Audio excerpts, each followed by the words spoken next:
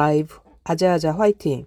자, 좋아요, 구독 누르고 구문 온 3형식 5번째 강의 시작하겠습니다. 자, 맨 마지막 문장에 The clerk answered the question politely 이렇게 되어 있는데 clerk은 우리가 점원이지 점원은 대답을 했대. 근데 the question, 그 질문에 대답을 했다. 이렇게 되는 거지. 그래서 우리나라 말로 하면 어디에 이렇게 되는 거니까 뭐 answered to, answered at 이렇게 전치사를 쓸 것 같단 말이야. 그런데 한국말과 영어는 다르잖아. 그런데 이 answer이라고 하는 동사 안에 우리나라 말의 무엇에 라고 하는 조사의 의미가 같이 들어가 있는 거야. 그래서 여긴 전치사를 붙이는 게 아니야.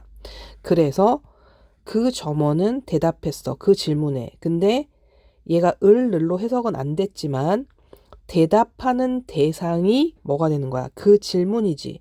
그리고 더 클락과 퀘스천이 다르기 때문에 얘는 목적어로 보는 거고 공손하게 대답한 거니까 동사를 꾸미니까 얘는 부사가 온 거야. 그래서 주어 동사와 부사인 수식어로 이루어진 거니까 얘는 3형식이다. 이거지. 그래서 우리가 시험에 굉장히 잘 나오는 게 자동사로 착각하기 쉬운 타동사라고 되어 있는데 자, 우리가 앞서도 살펴봤듯이 목적어가 없으면 자동사고 목적어가 있으면 타동사야. 그래서 자동사는 목적어가 바로 올 수 없기 때문에 어떤 목적어를 취하려면 전치사가 필요해. 근데 자동사로 착각하기 쉽다는 건 우리가 해석을 했을 때 전치사가 오고 그 다음에 명사가 올 것 같지만 그게 아니고 바로 목적어가 오는 타동사이다 이거야. 요거는 시험에도 구별하는 문제로 잘 나오죠. 그래서 discuss answer이 그치?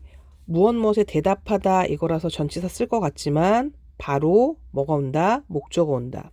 우리가 discuss가 무엇에 대해서 토론하다 이거잖아. 그래서 discuss about 이런 식으로 전치사를 쓸 것 같지만 쓰지 않는다 이거야. 그래서 그들은 천천히 하자. 그들은 토론을 했어. 그지? 그 계획에 관해서. 해석은 우리나라 말로 이렇게 하면 자연스러워. 근데 이 discuss 안에 about이라는 뜻이 들어가 있다고. 그래서 about을 쓰지 않았고 근데 구분 기준으로는 그들과 더 플랜은 다르고 그죠? 논의의 대상이 그 계획이니까 얘는 목적어야. 그래서 3형식이다. 그리고 marry도 대표적으로 누구누구와 결혼하다 이렇게 되는 거지. 그래서 미나는 준호와 결혼을 했어. with를 우리나라 말로는 쓸 것 같지만 쓰지 않는다 이거야. 그리고 우리가 배운 구분 기준으로 하면 얘가 주어, 얘가 동사, 얘가 목적어이기 때문에 얘는 3형식 동사다. 그런데 이 marry는 수동태가 되면 누구누구랑 결혼을 했다라고 해서 뭐 결혼이 되었다 이게 아니고 수동태가 돼서 be married 이렇게 쓰면 어떤 결혼 상태를 유지하고 있다. 결혼 생활을 유지하다. 이런 뜻이거든. 그때 요렇게 수동태가 되면 누구누구랑 결혼하다 그래서 요렇게 with를 씁니다. 그죠? 그 차이는 있어. 그리고 우리가 리치하고 어프로치가 어디에 도달하다, 접근하다 이거란 말이야. 그래서 얘도 전치사로 to를 써서 그치? 부산에 도착하다. 그지? 그리고 하버가 항구지 항구에 접근하다. to를 쓸 것 같지만 이 to를 쓰지 않고 목적어가 바로 오는 놈이다. 이거야. 그런데 요 밑에 보면 어프로치를 주의하라고 나와 있잖아. 어프로치는 동사로 쓰일 때는 그치? 전치사가 없이 바로 목적어를 받는 거야. 그런데 명사로 어프로치가 접근이잖아. 요렇게 명사로 쓸 때는 요렇게 어디에 접근이라고 하면 to를 써서 그 문제에 대한 접근 이렇게 어프로치가 명사로 쓰일 땐 요렇게 전치사 to를 쓴다. 요 차이를 알아주면 좋겠어. 그 다음에 enter도 어디에 들어가다 그러면 우리가 into를 쓸 것 같지만 안 쓴다. mention이 언급하다야. 그래서 무엇에 대해서 언급하다 그래서 about을 쓸 것 같지만 안 쓴다. 이렇게 되는 거예요. 그리고 resemble이 누구누구랑 닮다 이거지. 그러면 그 아이는 나의 아빠와 닮았어. 그럼 누구누구랑 닮다 그러면 with를 쓸 것 같지만 안 쓴다. 그 다음 요 attend도 조심해야 되는데 attend가 어디에 참석하다. 그지? 요런 뜻일 때 어디에 참석하다. 그러면 many students, 많은 학생들은 참석을 했어요. 그 강의 들었다는 거지. 그러면 어디에 참석하다면 우리나라 말로 하면 여기 to를 쓸 것 같은데 to를 안 써. 그지? 근데 구분 기준으로 보면 많은 학생과 그 강의가 다르고 참석하는 대상이 강의니까 얘는 목적어란 말이야. 됐어? 그런데 이 attend가 attend to라고 쓰면 뜻이 바뀌어. 누구누구를 돌보다, 주의를 기울이다 이렇게 되는 거야. 그지? 요것도 잘 알아두고 우리가 contact가 누구누구랑 연락하다, 접촉하다잖아. 여기도 with를 쓸 것 같지만 쓰지 않는다 이거예요. inhibit이 살다, 거주하다 이거거든. 그지? 살다, 거주하다. 그러면 우리가 생각할 때는 rare bird, rare는 드문, 희귀한 이거잖아.